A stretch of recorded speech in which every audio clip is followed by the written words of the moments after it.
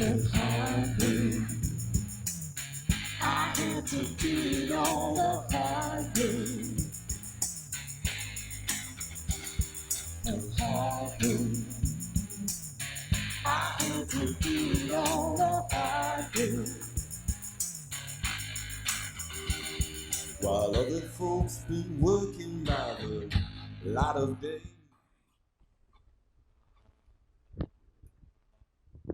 Buenas noches, señoras y señores, jóvenes de todas las edades. Esto es Crisol de Cultura en su programa 169. Desde la televisión de Ferrol, la ciudad gallega ilustrada por excelencia. Y es desde esta geografía del noroeste de España que damos a todos ustedes, a todos vosotros, la más cordial bienvenida en este sábado 9 de septiembre de 2023. Saludos muy afectuosos a todos nuestros espectadores en Hispanoamérica y en general a todos cuantos entiendan y conozcan la lengua castellana, la lengua española más universal. Ah, por cierto, en el programa anterior, el del pasado sábado, fue que tuvimos un lapsus linguae al referir la población de España hacia el siglo XVII. Como de 8.000 habitantes. Dijimos que 8.000 habitantes. Ahora bien, yo estoy seguro que todos nuestros espectadores, pero todos vosotros, se habrán dado cuenta, os habréis dado cuenta, de que lo que queríamos decir no era sino 8 millones. 8 millones, efectivamente. Era la población de España hacia el siglo XVII. En todo caso, conste el lapsus y su consecuente aclaración. Y bien, hoy ocupará nuestra conversación un asunto de particular relevancia para España y su ser o no ser político. También, por derivación consecuente, con su concausal correlato económico. Y es que España, ya se sabe, está atravesando un periodo de suma incertidumbre social y política derivado del resultado de las últimas elecciones generales. Todavía sin gobierno constituido a la fecha y con una posibilidad de potenciales alternativas, algunas a los ojos de una gran mayoría, de sumo riesgo y creciente peligro para la propia esencia y pervivencia histórica de España, es con tal motivo, ya lo voy anunciando, que vamos a dedicar 2 programas, este de hoy y el del sábado que viene, a tratar de reflexionar sobre todo esto con el detalle y pormenor que la circunstancia requiere y a ver si también con la lucidez de ideas y conceptos, con la clarividencia que pueda animar a mover, a remover la conciencia crítica en momentos tan delicados. En realidad, tan preocupantes, cuando menos así es como lo veo yo mismo. Y es a tal fin de conversación que me acompaña, como es mejor costumbre, Emilio Saldaña, profesor de filosofía y de quien espero más, si cabe hoy, claridad de juicio. Buenas noches, Emilio. Hola, buenas noches. De claridad de juicio algo traerás en el bolsillo. A así. ver cómo estamos. ¿Verdad? Sí. No te prometo nada, ¿eh? No, exactamente. Bueno, está en su estado natural, ya vemos. Pero de vez en cuando se filtra algo, ya veréis cómo sí, Por lo demás, es nuestro invitado, y lo será asimismo, claro, la semana próxima, Miguel García Corral, contertulio habitual en este plató de Crisol de Cultura, economista de fuste y mérito y observador de la sociedad política española. Bueno, buenas noches, Miguel, bienvenido, un placer recibirte. Buenas noches, muy contento de estar aquí con usted. Estupendo. Bueno, pues veamos previamente de poner en situación este asunto que seguidamente va a ocuparnos, y ya le entramos a la conversación. Las últimas elecciones generales en España, las celebradas el pasado 23 de julio de este año 2023, para general sorpresa y contra todo pronóstico, no produjeron los resultados esperados por una creciente mayoría social, y así es que, a día de hoy, el Partido Popular, ganador cuantitativo con notable diferencia, no alcanza, sin embargo, mayoría suficiente por sí mismo para gobernar en solitario. Y tampoco lo consigue, ni siquiera con el agregado de los diputados obtenidos por el partido Vox y algunos otros menores que podría agregar. Esto provoca, naturalmente, una situación de altísima incertidumbre, muy sobre todo porque la izquierda política, patrocinada por el Partido Socialista con Pedro Sánchez Pérez Castejón a la cabeza, amenaza con toda la sonoridad expresiva de este vocablo con acceder de nuevo al gobierno con el apoyo de todos cuantos son desafectos y naturalmente desleales y frontalmente opuestos con la idea de España y su unidad histórica y territorial.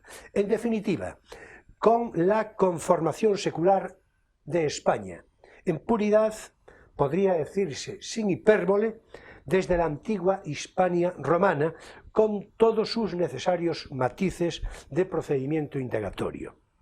Vamos, como para andarnos con tonterías de interpretación, apuntes democráticos y otras zarandajas, que nada se diga de esa alusión para majaderos que consiste en recordarnos que estamos en el siglo XXI como si no lo supiéramos, o sea, cual si fuera el tiempo cronológico, idóneo y a propósito, pretenden decirnos, para cometer toda suerte de tropelías y desmanes contra la historia.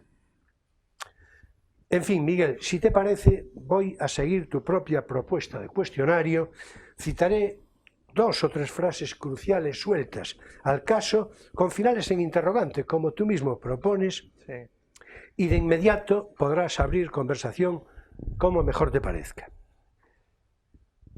Me decías, gana elecciones, pero no puede gobernar. Obviamente, lo que yo acabo de describir, el Partido Popular. ¿Qué se puede esperar? ¿Habrá nuevas elecciones? Te preguntabas. Sí. Bueno, y después, seguidamente, ya por final digo para que entres a conversación, también en interrogante te preguntabas, ¿tenemos una buena forma de elegir a nuestros representantes? Claro. Obviamente no, es decir, obviamente no. Claro. Bueno, pero no es, en fin, es que meto yo esta cuña así porque ya parece una provocación la pregunta, ¿verdad? Claro. De hecho, yo a todo esto y en la suerte de conversación agregaré lo que vengo repitiendo hace mucho tiempo, años, a propósito de las formaciones políticas, de su inclusión en la vida cotidiana de España, etcétera. Que eso ya es una cuestión, digamos, de opinión personal. Así que desde esta consideración, Miguel, tú éntrale y abre la conversación. Vale, pues abres 2 ejes que para mí me parecen fundamentales, ¿no? Uno de fondo, que es si elegimos bien a nuestros representantes, y esto viene un poco de cómo se gestó la Constitución y cómo se gestaron, cómo se ideó en los años 70 cómo deberían de ser las elecciones, ¿no? Y lo otro es que, claro, que el partido que ha ganado las elecciones, es decir, el partido que ha sacado más votos y más representantes en el Parlamento, pues en este caso lo va a tener muy difícil a la hora de gobernar. Algo que a nivel nacional no había pasado nunca, a nivel autonómico sí, ha pasado más veces, de hecho en las últimas elecciones autonómicas ha pasado en varios sitios que el partido que consigue más votos no gobierna. Pero yendo al tema de fondo, aunque después sí que me gustaría volver otra vez a los buenos o no tan buenos resultados de Alberto Núñez Feijóo, yendo al sistema de elección, claro, hemos de darnos cuenta de que nosotros cuando vamos a votar las elecciones nacionales, nosotros no votamos al presidente, votamos simplemente una lista cerrada de un partido y de la provincia. en las elecciones del Congreso. El Senado es otra cosa que tiene menos importancia, podríamos hablar de ello, pero bueno, tiene menos importancia. Entonces, si eso es una anomalía que en otros países no sucede. Y yo opino como tú, en el sentido de que no es ni de lejos el mejor sistema, porque realmente a la persona o personas que nosotros hemos votado prácticamente no los conoce nadie. Es decir, nosotros, los aquí presentes, votamos en las nacionales en la provincia de A Coruña y votamos a una organización política. Yo desafío ahora mismo, bueno, no desafío a la mesa, pero mentalmente desafío a la mesa y a las personas que nos están escuchando si me saben decir a qué persona encabezaba la lista que votaron. Es decir, la que iba en la papeleta. Porque nosotros no votamos a Feijóo, no votamos a Abascal, no votamos a Yolanda o no votamos a Pedro Sánchez. Votamos a su representante en la provincia. Entonces yo empezaría por ahí. En países como Reino Unido o Estados Unidos, que son países que llevan muchísimo tiempo y, sobre todo, ininterrumpidamente funcionando un sistema democrático, ellos eligen directamente al presidente. Eligen directamente, sea en una elección concreta a presidente o sea en una elección que viene con otras, pero como es la de Estados Unidos, que cuando van a votar el 4 de noviembre votan un montón de cosas, pero hay una lista que votan al presidente. Entonces, ¿qué sucede? Que ese presidente tiene muchísima más fuerza y es un presidente, no es que el que elegimos ahora no sea legítimo, por supuesto, es legítimo, si sale elegido es legítimo, pero tiene mucha más fuerza y sobre todo si lo hiciésemos a segunda vuelta. Imaginémonos que lo hiciésemos así. En las elecciones pasadas, el primero con más votos fue el señor Feijóo, el segundo fue el señor Pedro Sánchez. ¿Qué debería de haber? Una segunda vuelta en la que hubiese esas dos papeletas. ¿Por qué? Porque el resultado, fuese cual fuese el resultado, el presidente tendría más de la mitad de los votos. Es decir, las personas que decidieron participar en la elección del presidente, esas personas tienen que decidir entre esas dos. Entonces el presidente que saldría con una legitimidad tremenda. Oiga, a mí me ha votado el 50 y pico % de los españoles. Pues nada que decir, no eres el que yo he elegido o eres el que yo he elegido, pero eres mi presidente. Esa sería una manera que yo propondría. Y otro cambio sería también a la hora del Congreso. Ahora, como decía, elegimos una lista además cerrada. No podemos decidir, oye, a mí me gusta el que va segundo, el que va tercero, porque lo conozco, es buen gestor, ha trabajado en tal. No podemos hacer eso. Yo lo que preferiría, después de estudiar los varios sistemas, por ejemplo, el del Reino Unido y el de Estados Unidos funcionan así, que es que en vez de elegir, por ejemplo, 8 diputados en Coruña, esos diputados, o 7, porque depende a veces con la población, que lo eligiésemos por comarca. Es decir, Ferrol tendría su diputado. Y también a doble vuelta. En Ferrol se presentan 5 opciones, 6 opciones, 7, perfecto, pues yo voto a tal. Si saca mayoría absoluta, ya queda ese diputado o diputada. Que no, vamos a una segunda vuelta y quien salga elegido. Porque así, por ejemplo, a la hora de, pedir temas que nos afectan a Ferrolterra y no afectan a otros sitios, como puede ser, por ejemplo, la llegada del tren de alta velocidad. Entonces sí tendríamos un diputado o una diputada a la que, oiga, señora, defienda este derecho por el que usted además se ha presentado, defiende este derecho en Madrid. No sea tan necesariamente seguidista de los partidos, que yo entiendo que tiene que haber obviamente una lealtad a la organización a la que perteneces, pero para defender los derechos de Ferrol y su comarca, que digo Ferrol, digo Lugo, digo Albacete, me da igual, que pudiésemos elegirlo directamente. Esa sería una manera de acercar realmente lo que desea la sociedad o cuál es el pulso de la sociedad, aunque sea doble vuelta, aunque esa doble vuelta que sería la semana siguiente, que es lo habitual en los países donde está eso, pues a lo mejor iría menos gente a votar. Pero eso le daría muchísima legitimidad al sistema, a la persona y, sobre todo, le indicaría al ciudadano, oiga, señor ciudadano, este o esta es su señora diputada. Y es a esta persona a la que usted le tiene que decir, oiga, defienda la línea de alta velocidad en Ferrol. Bueno, y un poco paro aquí un poco para que comentemos un poco esto. Muy bien, muy bien. Bueno, pues después de esta introducción que ya nos permite, entre lo que yo dije y hay que ver qué calor hace aquí hoy, ¿eh? hay que ver qué calor hace aquí hoy. Es que tenemos un tiempo loco. Bueno, cuidado que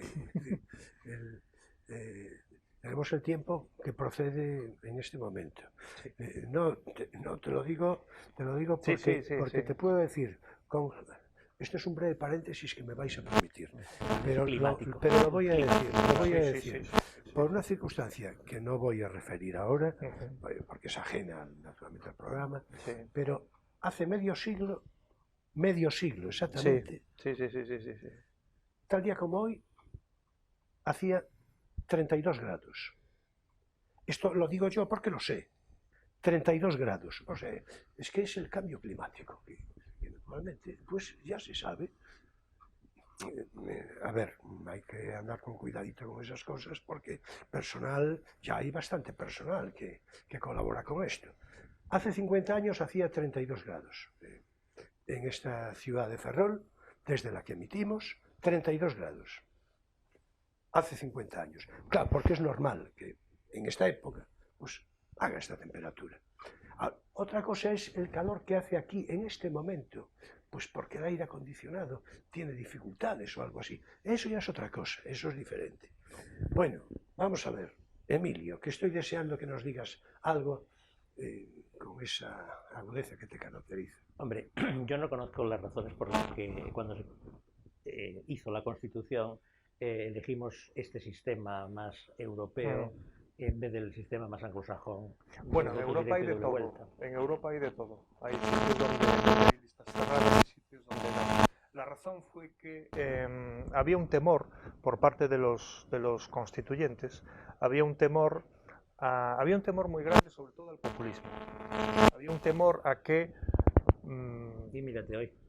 Jesús Giles o lo que fuese, vaya, por decir, había un temor a que, entre comillas, los españoles no supiesen votar. Entonces decidieron que la circunscripción fuese la provincia, bueno, la provincia porque la provincia funciona en este país desde hace casi, o 2 siglos, no, sin el casi, y porque así ponían en manos de los partidos, supuestamente unas organizaciones que más preparadas, los partidos políticos, aunque algunos fuesen legalizados en los últimos momentos, cuando se estaba discutiendo esto, ponían en manos de los partidos la elección de las personas que podían ser elegidas congresistas y senadores. Los representantes. Exactamente. Entonces era un poco para, en principio, evitar que pues eso, de personas que no, con falta de conocimiento, con falta de escrúpulos o lo que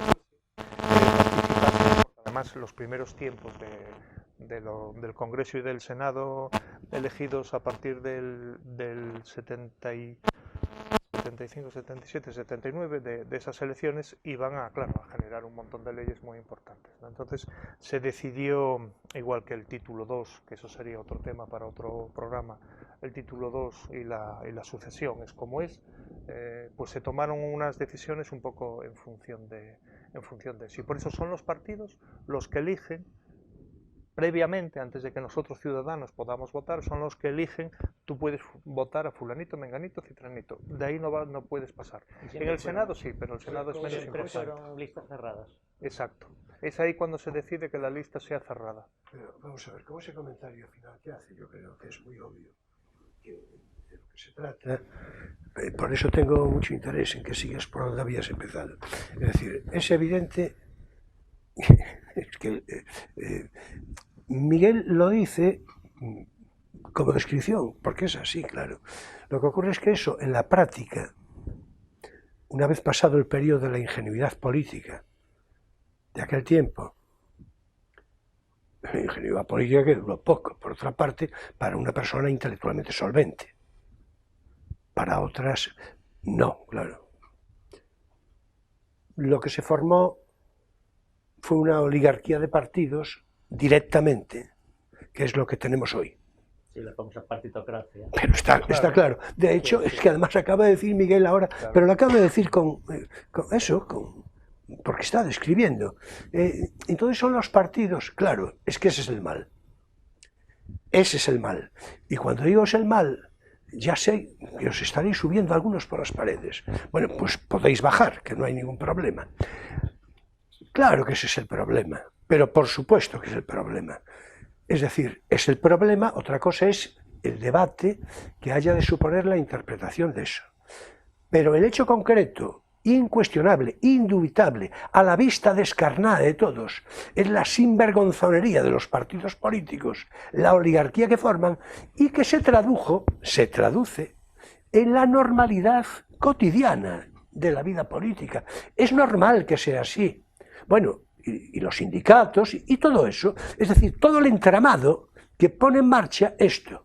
Porque claro, se trataba de poner en marcha un entramado a propio beneficio. Al principio creíamos que no. Creíamos que era una liberación. Ahora ya sabemos que no. Lo que pasa es que hay muchísima gente, naturalmente, que vive de esto y que no vive nada mal. Eso es diferente. Pero, a ver, mentiras no. Porque es que esto, vamos a ver, claro que es una oligarquía de partidos. Y yo creo que el mal empieza ahí. Pero yo quiero que sigas hablando tú, que es... Sí, yo creo entender que lo que Miguel ha presentado como un medio, tú lo consideras un fin. Es decir, eso se hizo para evitar el populismo y por eso tomó las dos cosas. No, claro, es que empieza siendo un medio y hay un proyecto de un fin. Por supuesto que hay... Lo que pasa es que, digamos que la población, por eso hablé de ingenuidad, no lo sabíamos. Es decir, no sabíamos que se iba a profesionalizar la política, en su peor sentido, en un sentido cuasi mafioso, hasta hoy. Claro, ese es el problema. Eso no lo sabíamos. Es decir, no lo sabíamos. Y eso sí, ya para que le entres más, ya voy a poner yo la postilla que quería hacer, porque claro, al margen de esta consideración de calificativo de lo que yo mismo estoy diciendo, y sin perjuicio de debatirlo en su interpretación, hay una cosa que está clara.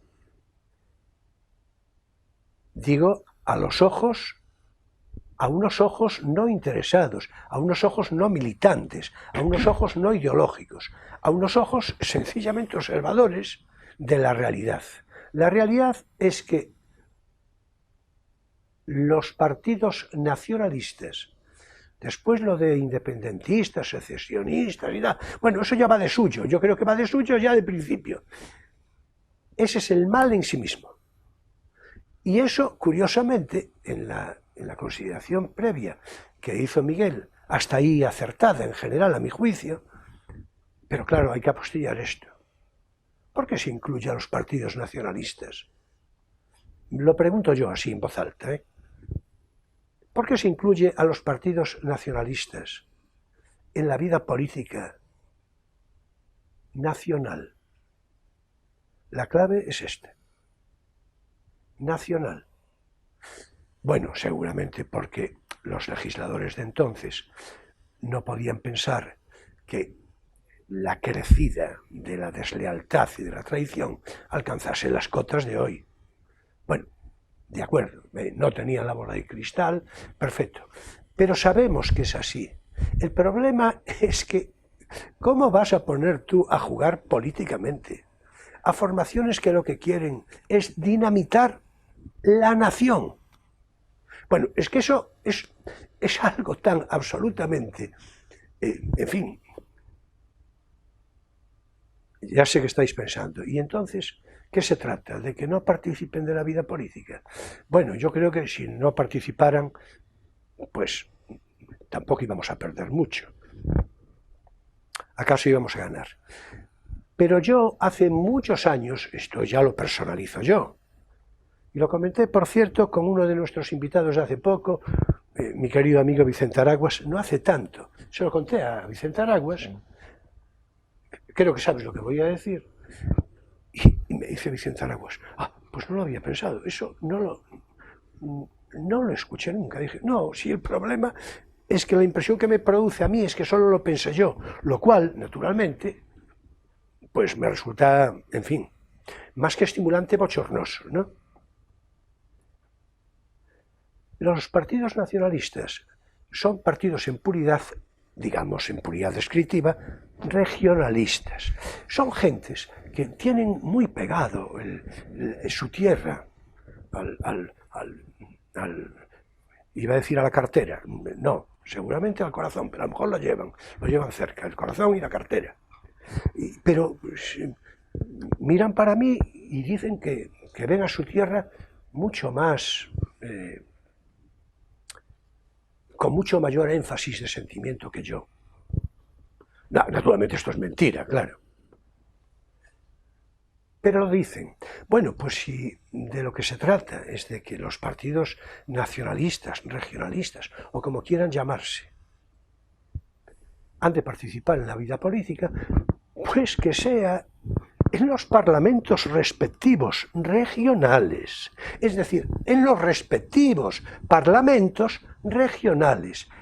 Al Congreso de los Diputados no va ni uno ni en fotografía. No tiene nada que opinar de la vida política nacional. Tiene que ocuparse de lo suyo, que es, esta es mi consideración, repito, seguramente es una consideración extravagante, pero muy útil. Seguro, póngase en práctica. Póngase en práctica. No tienen a nada que ir al Congreso de los Diputados. Claro, de hecho van, ya vemos a qué van. Van a dinamitar la vida política, van a dinamitar España en todos los órdenes. A usted le duele mucho sentimiento por su tierra, pues a su tierra. A Cataluña, Galicia, Extremadura, Andalucía, Murcia, a donde sea, Asturias, a donde sea. Pero claro, eso no les gusta. Y yo no sé cómo, por lo menos como procedimiento teórico, no se le haya ocurrido, no lo haya pensado nadie que me conste. Bueno, que me conste y en la vida práctica, desde luego no. Es decir, no. Eso evitaría todos los problemas, todos, pero de un plumazo, que es como hay que eliminar los problemas, de un plumazo. Eliminaría de un plumazo todos los inconvenientes, todos los problemas, se acabó la broma. Es decir, a los parlamentos regionales. Y ahí ya pedís el tren de alta velocidad, el que tú decías hace un momento, y lo que sea, y si os da o no se os da, ya se verá. No os preocupéis que la cartera la vais a tener igual rellena, ¿eh? Porque claro, ese es el problema. Ahora, en la vida pública nacional, nada que decir. Sobre todo porque no queréis que haya vida nacional. No queréis que haya nación. No creéis en la nación. O por lo menos eso decís. Bueno, yo después de este alegato, yo ya no voy a ver si me callo en la segunda parte, porque tengo muchas ganas de que intervenga Emilio, pero muchas, en fin, con todo esto yo creo que puedes hacer ahí un cóctel, en fin. Sí, yo querría decir... No, pero puede ser en la segunda parte. Sí, porque es que ahora es tu tiempo, Emilio, y el mío. Ay, Kiki. Bueno, enseguida os lo aclaro. Ahora es tiempo para nuestro espacio divulgativo. No tienes por qué saberlo.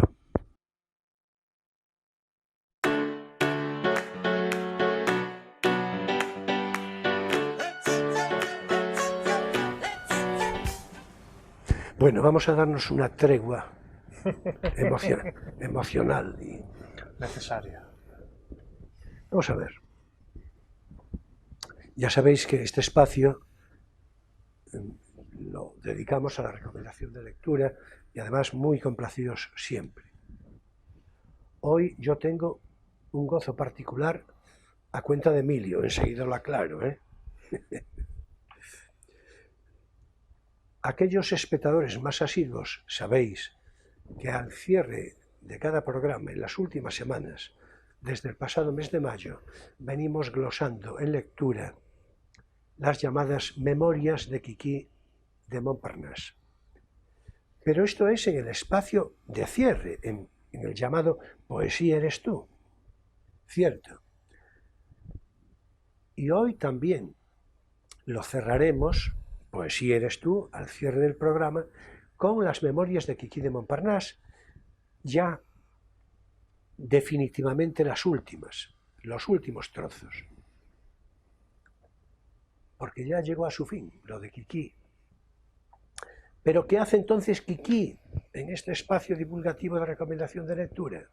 Bueno, pues es que Emilio me tenía reservada una mayúscula sorpresa y una inducción a la delincuencia, al robo. Porque yo, el libro que va a recomendar Emilio, voy a procurar robárselo a la brevedad posible. Hombre, antes tenías un testigo y ahora tienes ya un montón de miles. Sí, pero es que yo... Como me desaparezca, ya sabes. Es que yo soy así, sí. El juicio lo tienes perdido, los libros no se roban en ningún caso, menos en las librerías. Que por cierto, era algo que practicaba Pucho en los años de la transición. Precisamente se practicaba mucho el robo en las librerías de libros. Estaba bien visto, naturalmente, entre la gente que robaba. Entre la gente que robaba, que solía ser progre y de izquierdas. Eso ya lo sé. Sí, pero yo sí que lo sé, porque tenía el ejercicio de librero por entonces, y amigos, muchos vinculados a ese orden, con los que me reía mucha cuenta de eso. Es decir, yo, por todos los sitios no hay forma de cogerme, digo en este caso. Bueno, el asunto es que trae un libro debajo del brazo, y además sí, que esta vez debajo del brazo, digamos por su formato, tamaño folio, tapa dura, en tela, una cosa tremenda, y está dedicado a Quiquí de Montparnasse. De ahí la sorpresa, de ahí que yo voy a ver cómo hago por robarle el libro. Una maravilla de edición. Él lo va a contar, pero yo ya lo preaviso. Así que este es el regalo que para todos vosotros, para todos ustedes, nos tenía reservado Emilio. Adelante, Emilio. Bueno, el libro es un libro que impresiona, en formato grande, porque es un libro básicamente gráfico, es decir, contiene fotografías de las personas que rodearon a Quiquí, las personas con las que se relacionó, pero también de obras de muchos artistas que eran esas personas, como pues fotografías de trabajos de Modigliani o de Man Ray, Cocteau, Picasso, etc. Toda la gente con la que se movió en aquel país que conocemos un poquito por sus propias palabras aquí en el programa, en ese París del que llega de provincias y de la pobreza extrema en la que nació, y donde pues, se va a convertir en una figura descollante y en una reina de la noche artística o de los artistas de la noche o de los artistas en general. Sí, eso sí que es revolución. Sí. Bueno, el libro le faltan las sobrecubiertas, pero bueno, para la presentación y como lo que nos importa es el contenido, pues lo he traído igual. Entonces, y además el contenido lo vas a mostrar. Claro. Bueno, se trata, ahí estamos. Se trata de, vamos a ver. Bueno, un libro eminentemente gráfico y bueno, son fotos, claro, en blanco y negro. Podían haber puesto alguna foto en color de, pues yo qué sé, de alguna pintura de algunos artistas de estos, ¿no? Como el propio Modigliani, etcétera, o Picasso, pero al final va todo en blanco. A mis ojos le conviene el blanco y negro, lo digo en serio, ¿eh? No lo digo las fotografías son, a ver, no sé, no elegí ninguna. Digamos, hay fotos donde sale Buñuel, hay fotos donde sale Man Ray. Bueno, y hay algunas de las fotos que nosotros venimos exhibiendo. Exacto, hay unas fotos de los desnudos, estos fotógrafos que conocemos. Aquí está Man Ray, por ejemplo. Aquí, no sé, a ver, espera, tendría que mirar a ver si lo encontramos porque no voy a pasar todas las hojas hasta que aparezcan, ¿no?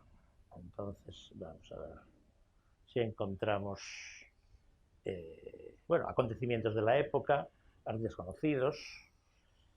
Como ya dije antes, obra gráfica, una foto que no pasamos en el programa nunca de ella, pues esta, donde sale aquí, no, a ver, es que me veo al revés, aquí, exactamente, donde sale con motivo de la proclamación de reina de no sé qué, ¿cómo era?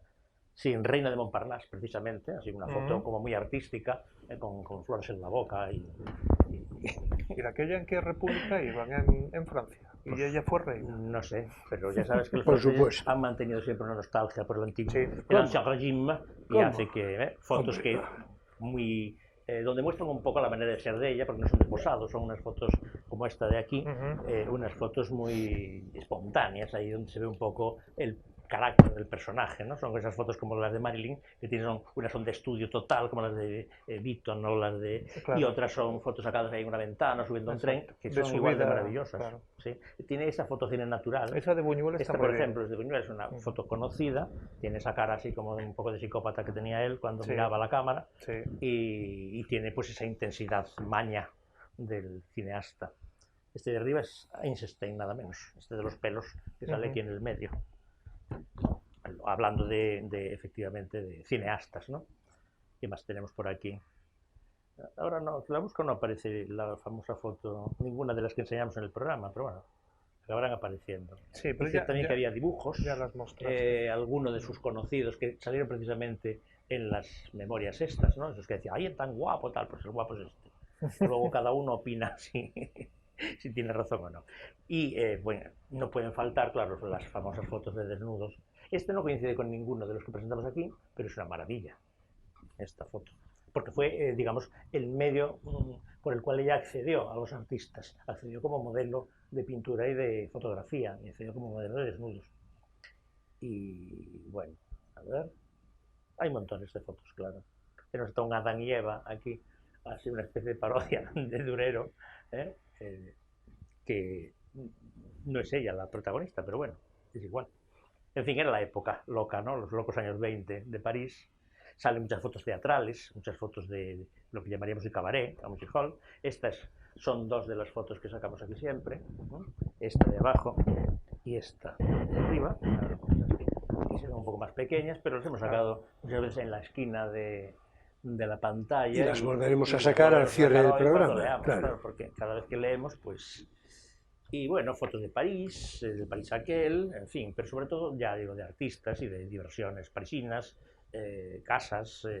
Y el libro acaba con unos planos del París por donde se movía ella, donde uno puede, pues, localizar sus aventuras en un barrio o en otro, porque ella, y bueno, y en las biografías que hay de ella, salen, pues eso. Entonces, si queremos pasear por aquel París de los años 20, que ya ha cambiado mucho, pues este libro es una cosa maravillosa. Es curioso, sí. Eso de los mapas, sí.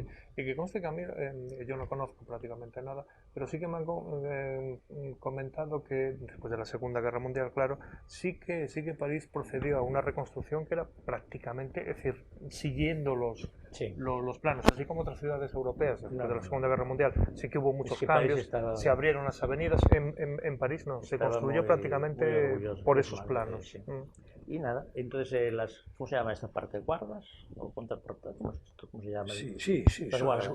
Pues sí, las guardas son una especie de sinopsis del libro, donde en tamaño pequeñito aparecen un montón de fotos, que son las que luego están dentro en grande, que son las fotos de los protagonistas de El París de Kiki, que es como se llama este libro, El París de Kiki. En la editorial es Tusquets. Es un libro que ahora, pues ya es, en fin, prácticamente inencontrable. Mírala, ya totalmente años 20, es así como nos imaginamos siempre. Sí, yo creo que así sirve de cierre porque lo hizo muy bien. Dice El París de Kiki y a continuación dice, en un subtítulo, Artistas y amantes. Sí, y amantes. Ella aquí, esto es lo que caracteriza El París de Kiki. Es una pena que no veamos la sobrecubierta, pero bueno. Hemos tenido lo más importante del libro. Por supuesto, por supuesto. Tusquets Editores. Por supuesto, por supuesto. No sé de qué año es, pero ya tiene que tener unos cuantos años. Bueno, será de los años 80. Páginas, a ver. Es de 1980, exactamente. Muy bien. Y la edición castellana. Bueno, pues eso. Y tenemos también un caligrama, para el que le gusten estas cosas literarias. Ahí. Un caligrama famoso. Y bueno, es un libro muy bonito de ver y es un libro para volver a verlo al cabo del tiempo, como todos los libros de arte o de poesía o de pintura o de fotografía son libros para ver muchas veces. Son libros contemplativos. Sí. Ya está muy claro por qué yo le quiero robar este libro a Emilio. El París de Kiki. Yo creo que está muy claro y ya no está tan claro, pero esto quedará para otro día, que por supuesto, ya que salió así ahora, así a buena frase, por supuesto, en Francia hay una nostalgia de monarquía desde siempre. Pregúntale a Proust, léete El busca del tiempo perdido para darte cuenta. Pero desde siempre. Y por cierto, uno de sus últimos presidentes, digo, en tiempo del siglo XX que tuvieron, Giscard d'Estaing, era descendiente directo de Carlos X, que es una forma de... No lo digo porque posiblemente no tenéis por qué saberlo. Es decir, era descendiente directo de Carlos X, que por cierto, en algunas cosas, sobre todo en sus formas, en sus maneras, en su saber estar se le notaba largamente. Sí. Bueno, y en el apellido, con esa D con apóstrofo, Así tan, es, así tan aristocrática, ¿no? así es, así es. Bueno, apoyo la moción, que es como dice, apoyo la moción. Bueno, hasta aquí nuestro espacio divulgativo, no tienes por qué saberlo.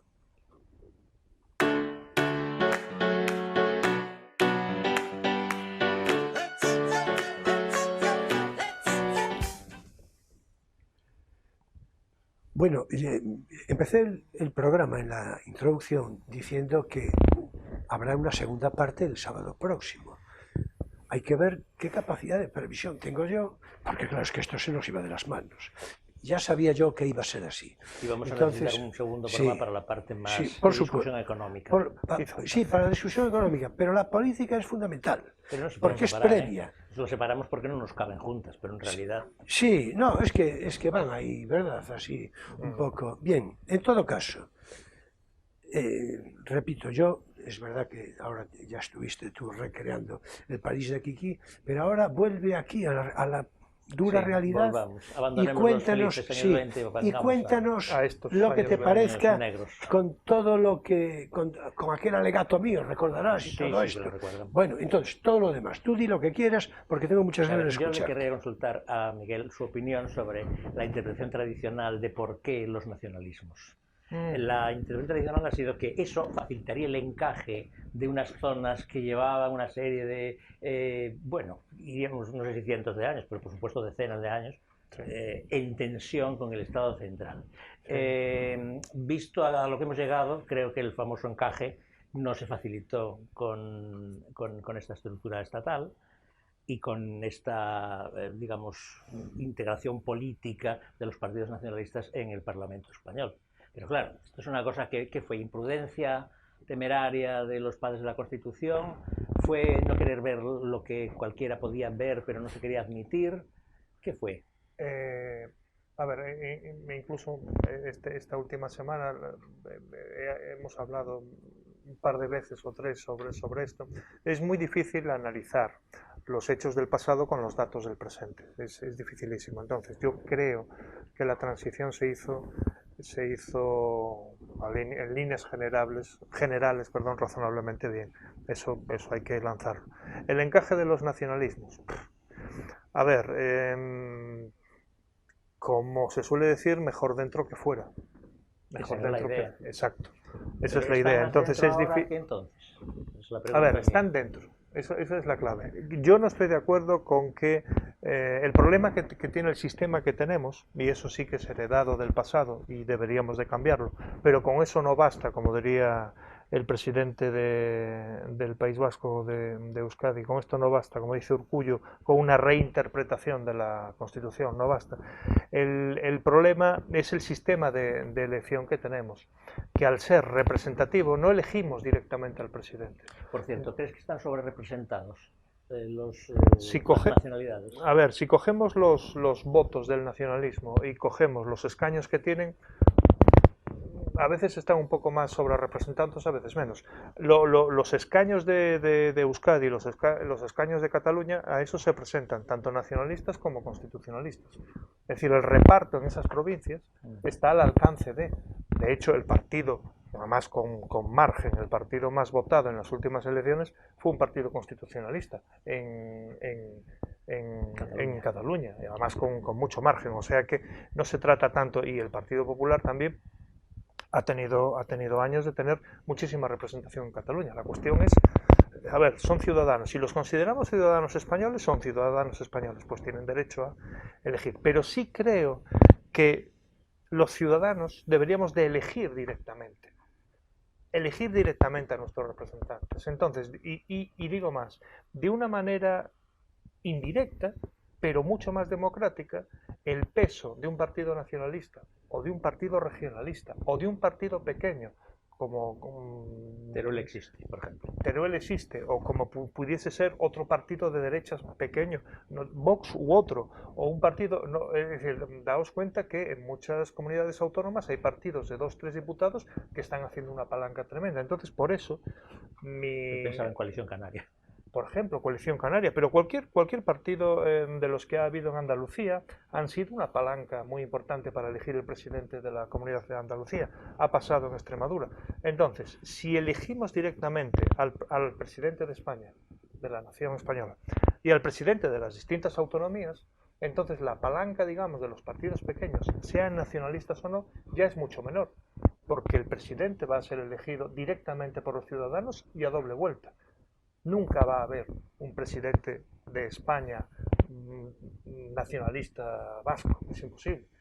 Entonces, con eso lo solucionar. Y el presidente de la comunidad autónoma sería 3/4 de lo mismo. Sería el que decidiesen los Es decir, los que estaría ciudadanos. menos susceptible de ser chantajeado Exacto. como actualmente, ¿no? Y después, la segunda parte de gobernar, que es también muy importante, aparte de elegir al presidente y aparte de elegir al gobierno, que el gobierno lo elige el presidente, la segunda parte de gobernar son las leyes.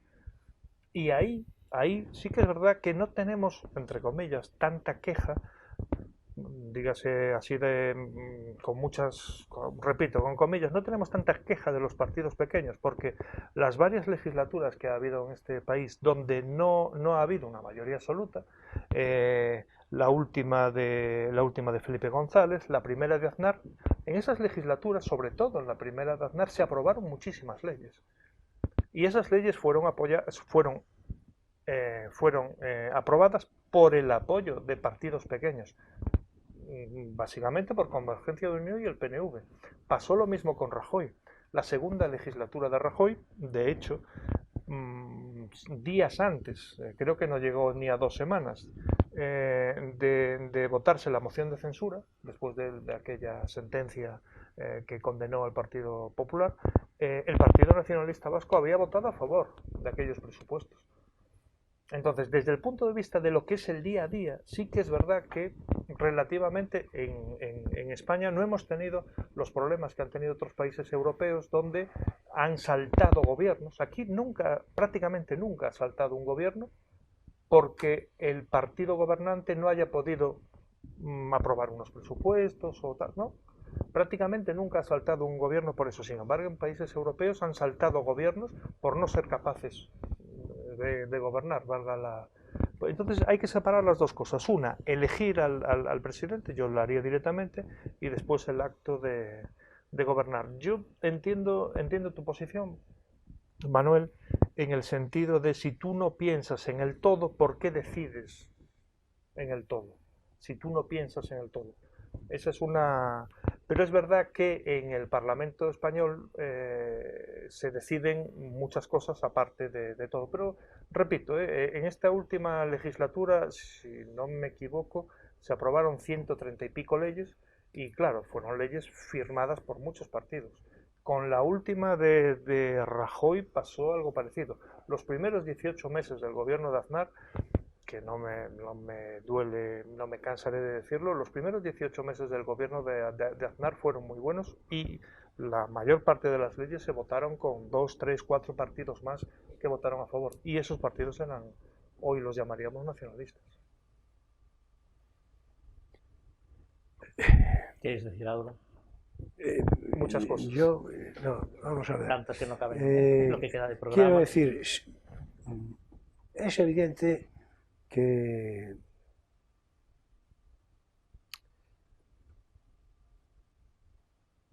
lo que yo sugería hace un momento, yo creo que, no por sugerirlo yo, sino porque es tan obvio que, claro, el juego político se va al garete, la broma se termina, y entonces, claro, cualquier cosa menos sacar del Parlamento, pero vamos a ver, es que las leyes, esto no, a ver, te lo digo, os lo digo a vosotros, te lo digo a ti en particular, pero quiero decir, lo podemos continuar hablando después, que no, vamos a ver.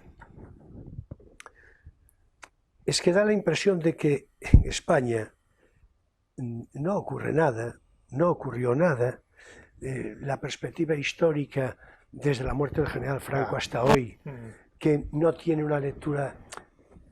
Vamos a ver, una persona, tú o cualesquiera otra, puede tener una consideración, como no, de interpretación de las cosas y una forma de actuar que no coincida con la mía y yo con la de él, etc. Por supuesto, eso desde luego, desde luego. Ahora, lo que no se puede negar son los hechos probados y, por cierto, mal resueltos. La insurrección en Cataluña, pero ¿esto qué es? ¿Es una broma? ¿Esto qué es? ¿Pero qué es? La insurrección en Cataluña, lo digo de una manera, es que ya no sé si decir suave. Resulta que ahora los partidos políticos en este justo momento, en el momento que precisamente justifica este programa, es que están hablando de mandar emisarios a hablar con un individuo que tendría que estar en la cárcel hace muchísimo tiempo, pero muchísimo tiempo, Hombre, no está y porque habiendo es un tirado... prófugo. Pero Si claro, no estaría. pero no, sí, bueno, la resolución del prófugo ya alguna vez lo hablamos, pero bueno, ya sé que yo me pongo un poco intenso a veces, ¿no? Eso tendría que estar resuelto. Por cierto, tendría que estar resuelto si el prófugo lo fuese de Francia o Inglaterra o Alemania. Yo os aseguro que el prófugo estaba en una cárcel alemana, francesa o inglesa, con toda seguridad. Y yo creo, no se trata de que me digáis cuál es vuestra opinión, pero esto es así, tal cual. Simplemente es que, en fin, tenemos un sentido de procedimiento, de legalidad. Cuando le conviene al insurrecto. Pues hay gente que está hablando de, bueno, el propio gobierno, digamos, impectore que se quiere formar, tiene que ver con este aliado. ¿Pero esto qué es? Es decir, pues esto o se acepta o no se... Yo no lo acepto, naturalmente. Claro, es decir, no es que no lo acepte, es que estoy frontalmente en contra. Yo creo que sí, yo creo que se nota. Que yo empezaba a sospecharlo. Sí, pero vamos a ver, no es que esté frontalmente en contra, estoy frontalmente en contra porque es muy obvio. Es que me vienen tomando el pelo desde hace 45 años. A vosotros también, a muchos. Pero a algunos os gusta. Pues estupendo. A mí no. A mí no. Y conste que yo, en su momento, yo estaría de acuerdo en que la evolución, yo voté en su momento la ley de reforma política para que todo se resolviera. Yo por entonces escribía en los periódicos ya, que era yo muy jovencito, pero escribía cosas favorables a todo esto. Bueno, era un ingenuo más de aquella situación. ¿Por qué era un ingenuo? Fue un hito que históricamente no se ha remarcado lo suficiente porque fue, voy a decirlo asépticamente, un grupo que decide quitarse a sí mismo todo el poder. Claro. Eso es un hito democrático, es decir, democrático. Ese es un hito legal hacia algo más democrático, dificilísimo de encontrar, porque el hacer la Constitución fue un hito, y yo creo que un hito notable, las cosas como son, porque, bueno... No, pero lo previo fue eso, lo previo fue eso. Y de la ley a la ley. Exactamente, y fue en base a leyes. Ese era el espíritu. Y la capacidad de convencimiento del presidente... Y eso es lo que yo voté, Suárez. pero yo, naturalmente, no voté la insurrección en Cataluña, que si hay... Es que hay 2 millones de catalanes, pues tendremos que ampliar las cárceles. Esto está claro. Es decir, vamos a ver, si el país está en trance de locura, pues esto ya es otra historia. Si hay un problema psicológico grave, es decir, yo no tengo por qué pagarlo, y mucho menos la nación en términos históricos. O sea, es que esto es una cosa tremenda. ¿Qué ocurre? Que claro, yo tengo aquí a un profesor de filosofía, querido amigo, por otra parte, y que él puede pensar en términos críticos y va a estar de acuerdo con lo que voy a decir. El problema fue el enflaquecimiento, a día de hoy yo creo que deliberado, de la enseñanza. No hay sentido de patria en España. no lo hay. Hombre, Porque la deliberadamente, se convirtió en un, claro, sí, en uno de los vectores de adoctrinamiento más claro, importantes. por supuesto. Más la Entonces, propiedad de los medios de comunicación que masivamente está al pues servicio claro, de la autoridad de pues turno, claro. no es el único factor. Bueno, Pero es un esto, factor más. no, pero es un factor fundamental. Es decir, no puede haber cohesión psicológica, entonces no se puede querer, no se puede amar, no se puede reconocer lo que no se conoce. Entonces, es que está perfectamente claro. Si encima está sujeto a vilipendio cotidiano, y entonces, claro, una geografía... A ver, vamos a coger el mapa de España. ¿El mapa de qué? ¿De qué? Claro, es que esto es una cosa tremenda, porque parece que es una caricatura que yo hago, pero esto es cierto. ¿Qué ocurre? Claro que hay muchas personas, muchísimas, que están de acuerdo en lo contrario que yo comento. Totalmente de acuerdo. Pero eso a mí no me exhibe de mi razón histórica. Esta sí que es histórica. Pero vamos, muy evidente. El resto son una pandilla de sinvergüenzas en nómina, pero con toda seguridad. ¿Hay alguno inocente y de buena fe? Pues tal vez sí, porque vamos a ver, es lo normal. Pero estadísticamente, en nómina, y bueno, y una cantidad de sinvergüenzas tremenda. Entonces, claro, hacen profesión de la política de este modo. ¿Y dónde está España? No se sabe. ¿Qué es España? No se sabe.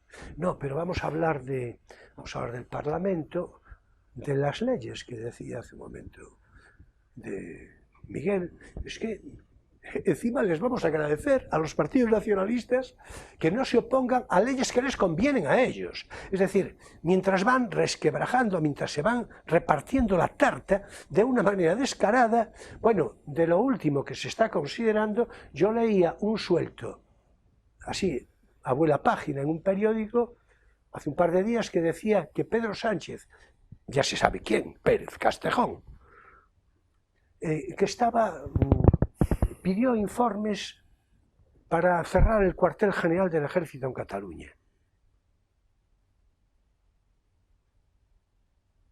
Lo que pienso yo, Pedro Sánchez, de eso no te lo quiero ni decir. Pero si dependiera de mí, no ibas a tener informe ninguno. Bueno, ibas a tener algún informe. Bueno, le puedes dar un informe negativo, ¿no? Sí, exactamente. Depende de a quién se lo haya encargado. Ibas a tener un informe, pero muy a gusto te ibas a quedar, ¿eh? Por cierto. Pues claro, eso era... ¿Por qué digo esto? Es que ocurrió hace un par de días. Es una noticia muy la página.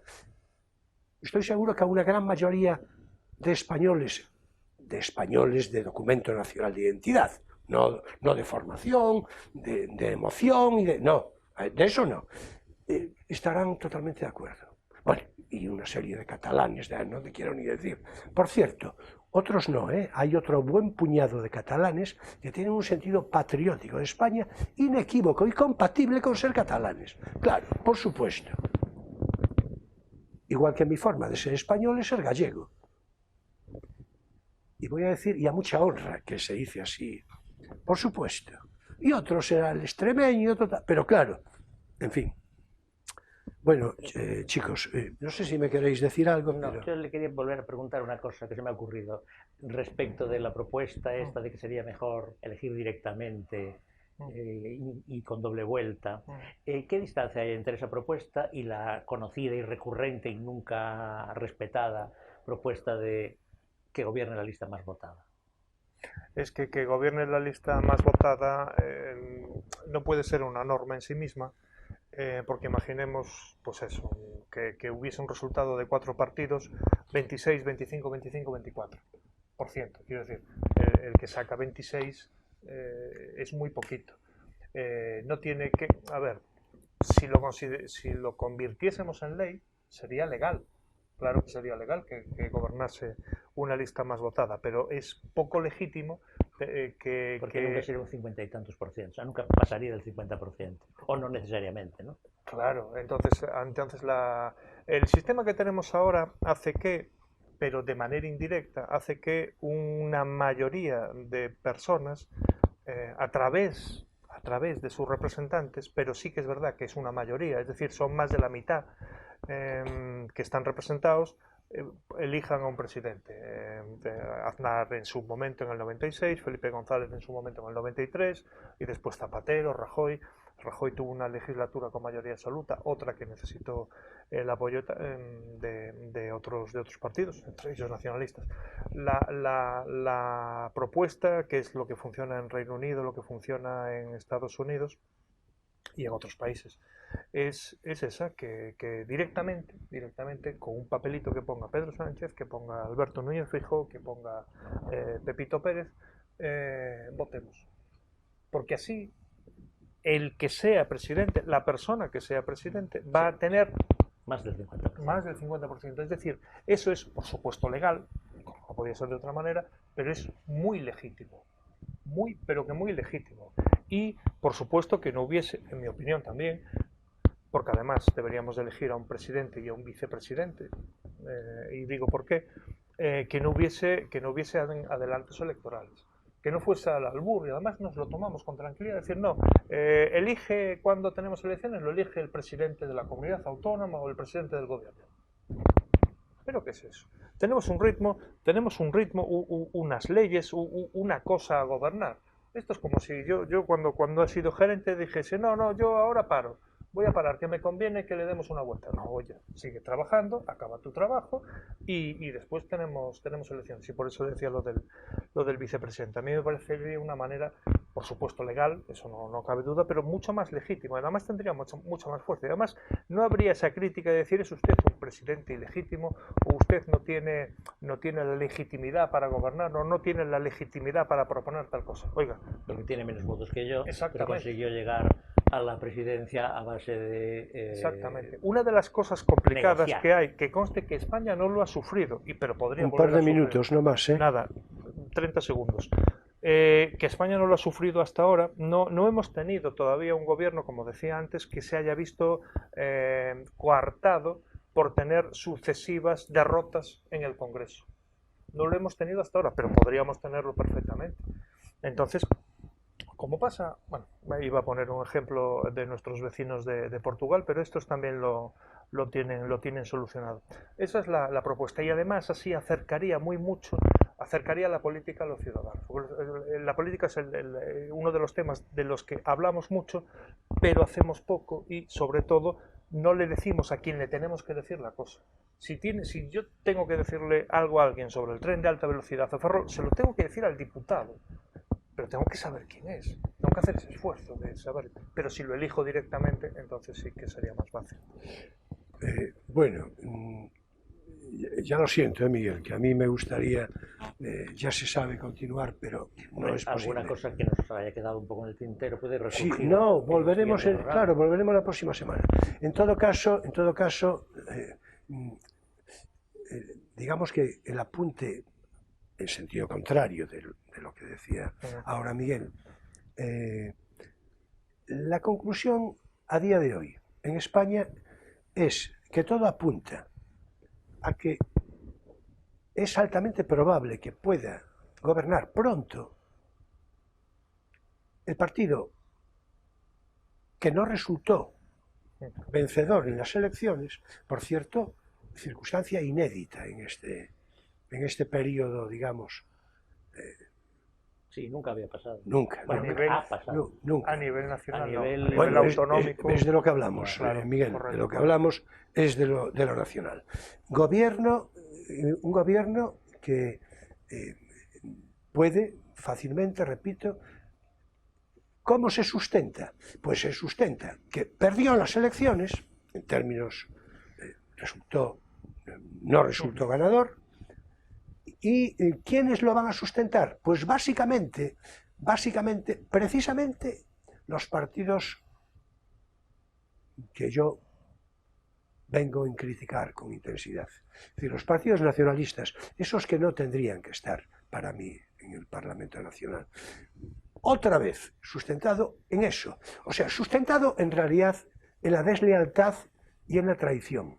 Por cierto, permanente, permanente, ¿no? Ay, es que tuve un lapsus de... No, permanente. Yo creo que incluso mientras duermen. Pues eso es lo que parece ser que nos espera. Ahora, claro, yo, en lo personal, no tengo, digamos, mucha posibilidad, ¿verdad? Pero yo en lo personal lucharé denodadamente contra esa pestilencia política. Bueno, ahora es tiempo de algo mucho más gozoso. Ahora es tiempo para nuestro espacio lírico, Poesía eres tú.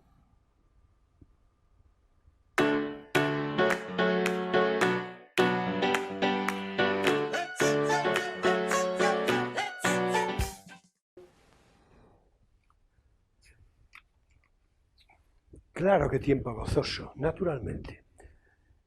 Lo dijimos hace un momento, hoy será el cierre de las memorias de Quiquí de Montparnasse, porque ya estamos en el año 1929, quiero decir, en las memorias de Quiquí de Montparnasse, que es cuando ella dice, hasta aquí.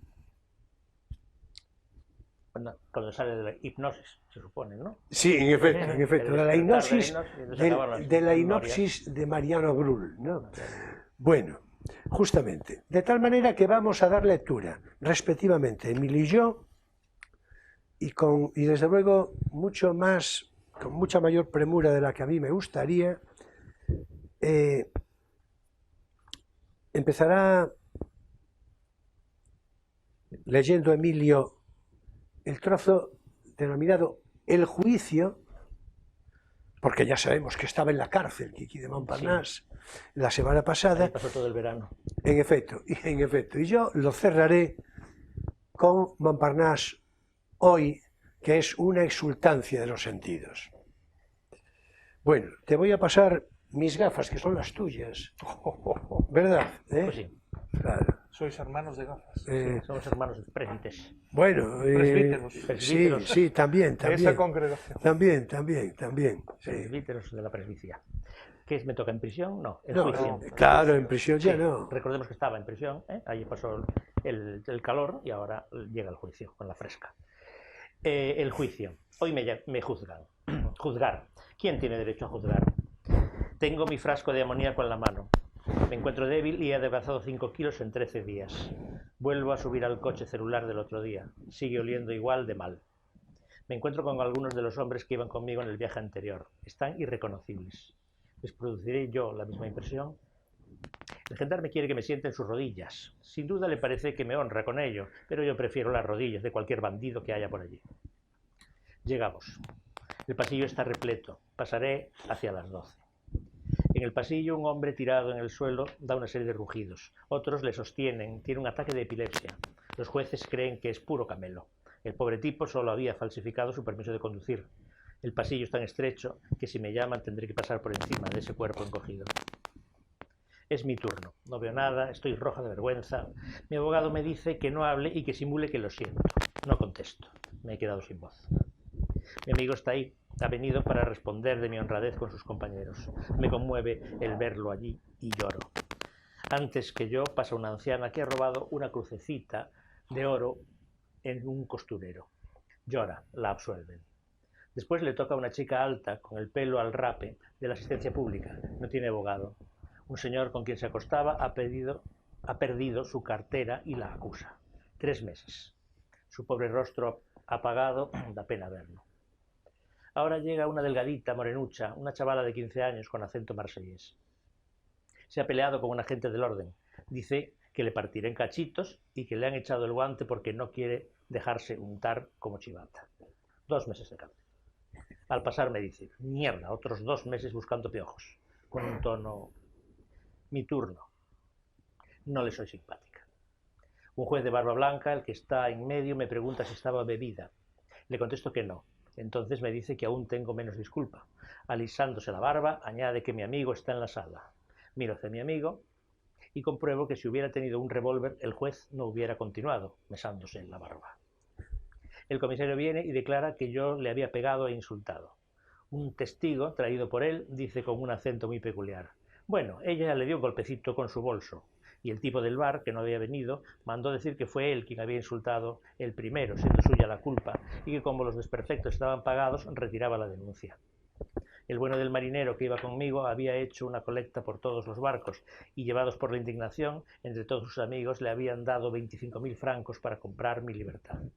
Pero el cabrón del comisario no quería soltar presa y quería que comiera garbanzos durante 6 meses. Por fin mi abogado empezó la defensa. Dijo que yo estaba algo mal de la cabeza. Enseñó certificado de enfermedad nerviosa. Lo más duro de tragar fue cuando mi abogado me dijo: ahora dé las gracias a estos señores. No me salían las palabras, ya estaba libre. He vuelto a París y unas noches después estaba cantando en el Jockey una canción que se ha hecho popular gracias a mí, Las chicas del Cameré. Fui volando a mi querido Tom y a ver a papá Chambon, que me dice: ah, ya estás aquí, grandísima golfa. Pero eso sí, sin olvidarse de darme un azote en las nalgas. Y volví a ver a Ernst, cada vez más parecido a un niño de primera comunión y más afable que nunca. ¿Seguirá siendo virgen?, me preguntaba yo. Ah, Montparnasse, cuánto te necesitaba para poder olvidar. Ay,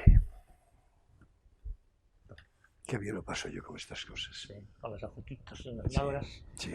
y con el de tío, no sé Sí, cuántos. mira por dónde. Nos va a venir bien para la conversación que seguiremos ya Sí. fuera de plato. Ya lo Que, por veréis. cierto, papá Chambon, papá, es una traducción de père, que es un tratamiento familiar, ¿no? ¿Sabes? Viene a ser como tío fulano, no necesita ser ni papá ni nada. Sí, claro, sí, sí. Es un apelativo cariñoso. Sí, exactamente, es como el père Goriot, ¿no? De Bien, Balzac. y se termina ya hoy con Montparnasse hoy. Escribe Kiki: he vuelto a Montparnasse, para mí el país de la libertad. Me parece que aquí puedo hacer mis calaveradas sin temor a volver a tener que comer garbanzos. La gente tiene amplitud de miras, y lo que fuera sería un crimen, aquí es un pecadillo de nada. Montparnasse, tan pintoresco, tan alegre. Todos los pueblos de la tierra campean aquí y, sin embargo, es una gran familia.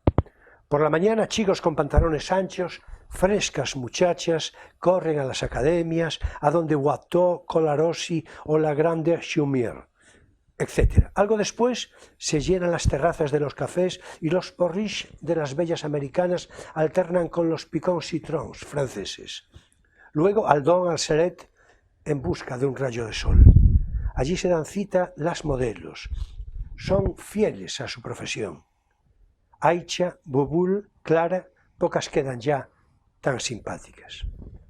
Por la noche me reúno con mis queridos amigos, Fujita y la linda Yuki, Derain, que se ríe de sus propios chistes, Kisling con sus camisas a lo Tom Mix y su mujer, que tiene la risa más alegre de París.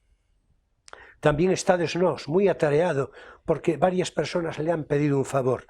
Eso le da un aspecto de vivir deprisa. Y Koyanaki Sheshu Hayakawa, que aspira su pipa imperturbable, y Fernande, agitándose, gritando, sonriendo. Mete más jaleo, ella sola, que un banquete con 5 comensales. Con Marga, 13, Edouard, Ramón, Arbenz y muchos otros, a los que no olvido, pero que no puedo citar porque serían demasiados, forman un grupo muy simpático y muy de moda en Montparnasse. También está Man Ray, con su mirada perdida entre trozos de cristal imaginariamente o bien soñando con nuevos aparatos tomavistas. Ahí están Lucy Passion, con su sombrero hongo cada vez más inclinado sobre la oreja. Habla muy bajito y vigila su pequeño grupo. Le gusta hacer de rabiar, pero su mirada es tierna a pesar de sus bromas. Es bueno como un pan. Es el talento de todos estos amigos el que ha hecho de Montparnasse lo que es. Kiki, Montparnasse, 1929. Fin de las memorias de Kiki de Montparnasse. Por cierto, casi todos estos que citaba en el trozo que has leído estarán fotografiados aquí, en el libro. Sí, sin duda. Desde luego Man Ray, pero ya lo vimos además en pantalla. Pero sin duda, sin Y duda. nosotros seguramente también. Sin duda. Bueno, que se ha de decir otra vez, porque ya lo repetí alguna otra, que todos los textos leídos de las memorias de Quiquí de Montparnasse, desde que iniciamos su lectura a principios del pasado mes de mayo y hasta hoy mismo, vienen recogidos de la revista Poesía, editada por el Ministerio de Cultura de España, con fecha 28 de julio de 1982, cuando todavía éramos libres, correspondiéndose con el número 15 de la publicación que voy a dar a la cámara. Aquí la tenemos. Ya lo dijo oportunamente, lo repetiré ahora, estoy en la convicción de que nunca antes se habían ofrecido a través de la televisión las memorias de Quiquí de Montparnasse, por lo demás presuntamente escritas por el escritor cubano Alejo Carpentier a partir de la narración que le hizo la propia Quiquí previamente hipnotizada, ya se dijo hace un momento, por el poeta ultraísta Mariano Bruhl, y que corren con un prólogo de Fujita, el pintor japonés nacionalizado francés y convertido al catolicismo, como tiene que ser, hacia finales de los años 50 del pasado siglo.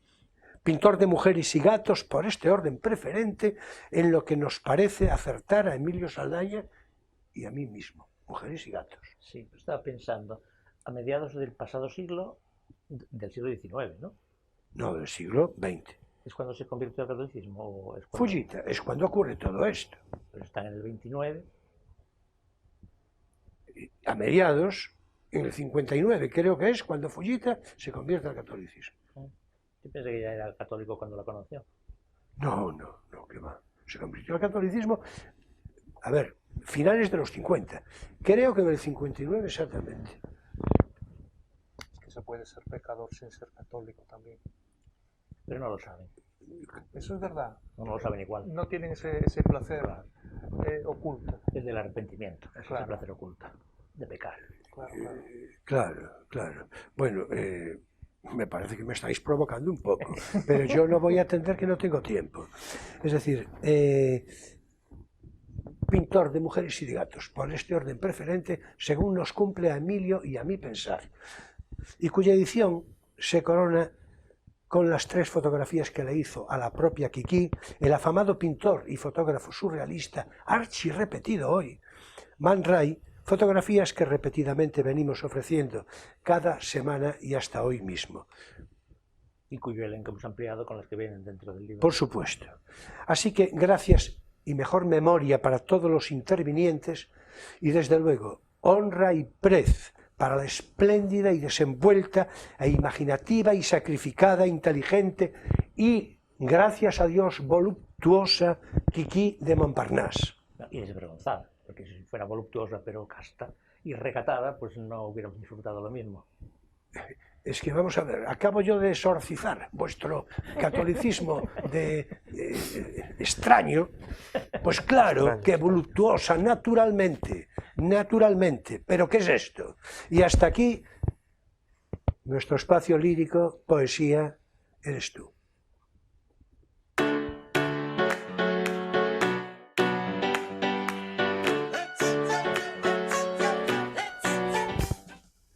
Finaliza también aquí, claro, Crisol de Cultura en este sábado 9 de septiembre de 2023. La semana que viene, el próximo sábado, ya se dijo, será que completemos la conversación iniciada hoy a propósito de España y su vía crucis político. Y lo será, naturalmente, con la misma presencia de nuestro invitado de hoy, Miguel García Corral, de tal manera que muchas gracias, Miguel. Nos vemos dentro de 7 días aquí en este plató de Crisol de Cultura. Muchas gracias. Señoras y señores jóvenes de todas las edades, como siempre, mi gratitud entera y toda por vuestra presencia fidel de cada semana, por vuestra actitud crítica, también por vuestra simpatía. Nos vemos el próximo sábado en Crisol de Cultura Televisión Ferrol a las 9:30 de la noche, hora española, con repetición al día siguiente, domingo, sobre las 7:30 de la tarde. Queridas amigas, queridos amigos, naturalmente será un placer. Y bien, ya sabéis que paso lista. Muchas gracias, buenas noches y feliz semana.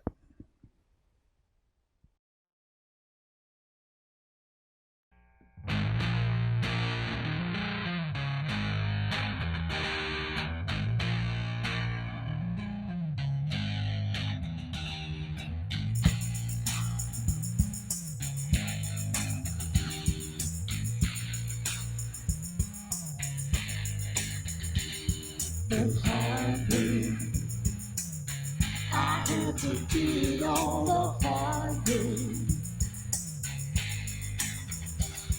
The hard way. I had to do it all the hard way. While other folks been working